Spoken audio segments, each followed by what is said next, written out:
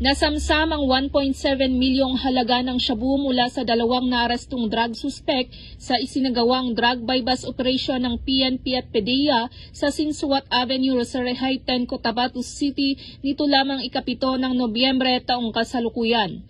Kinilala ni PDEA Barmhill Cesario Castro ang mga suspect na sina alias Mimi, 43 na taong gulang, isang magsasaka, at si alias Maggie, 39 na taong gulang.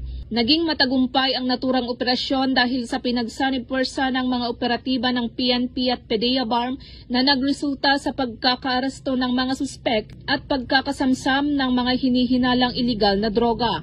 Nasamsam mula sa mga suspek ang 5 piraso ng heat seal transparent plastic sachet na naglalaman ng tinatayang 250 gramo ng hinihinalang shabu na may halagang 1,700,000 pesos, 2 Android cellphone at bypass money. Sa ngayon ay nasa kustodiya na ng PDEA BARM Jail Facility ang 2 drug suspect at mahaharap sa kasong paglabag sa RA 9165 o Comprehensive Dangerous Drugs Act of 2002. Ang tagumpay ng operasyon ay bilang bahagi ng pinaigting na kampanya ng PNP at PDEA laban sa iligal na droga, partikular sa pagtutok sa mga personalidad na sangkot ng mga iligal na aktibidad upang mapanatili ang isang ligtas at mapayapang Bangsamoro.